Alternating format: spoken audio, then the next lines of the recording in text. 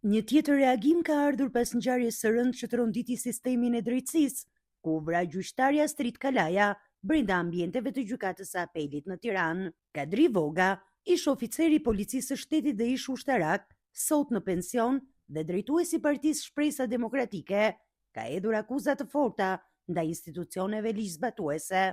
Në një prononcim për mediat, Voga u shpreh se ngjarja tragjike mund të ishte shmangur nëse strukturat e policisë së shtetit do të kishin treguar më shumë kujdes dhe vëmendje. Sipas tij, një person i armatosur që hyn në gjykatë dhe kryen një vrasje në sallën e gjyqit është tregues i qartë i mungesës së sigurisë dhe dobësive serioze në sistem.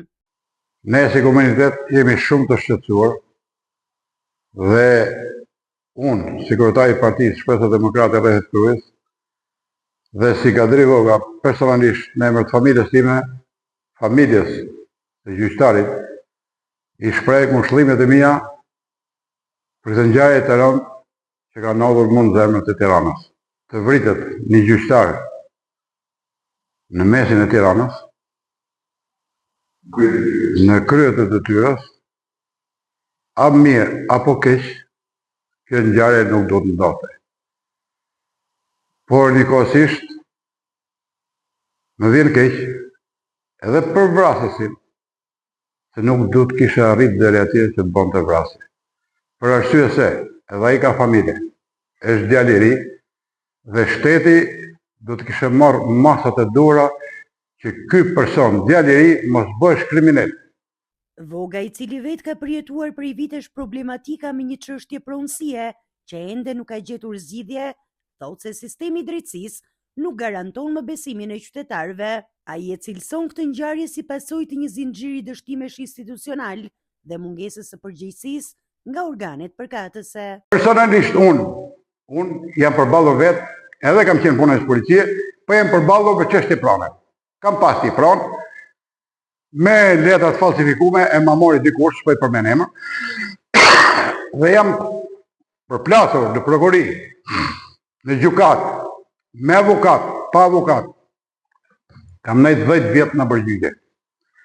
Shkallë parë, shkallë dytë, ktheu, hajde, lëviz, lartë, poshtë, dhe 10 vjetë nuk fitova asnjë gjyq. Si drejtuesi i Partisë Shpresa Demokratike në Peqin, Voga deklaron se forca e tij politike synon të sjellë një frymë ndryshe dhe t'u jap shqiptarëve një alternativë që bazohet te ndershmëria dhe drejtësia sociale. Shpresa Demokrate është shpresa e fundit e Shqipërisë. Ne me të marrë pushtetin, do bëj qeveri teknike, do bën zgjedhje të lirshme. Dhe me të u vendos pushteti që ka organizuar dhe e ka vendosur Shpresa Demokrate, mendimin e shtetit amerikan, se ka shumë njerëz që thonë që nuk bën gjë Pilindji ose Kadriu, nuk e bën atë Pilindji as Kadriu. Pilindji dhe zbaton programin e Partisë Shpresa Demokrate, e regjistruar në gjykat, dhe kjo është e planifikuar nga shteti amerikan këtu e 10 vjet më parë.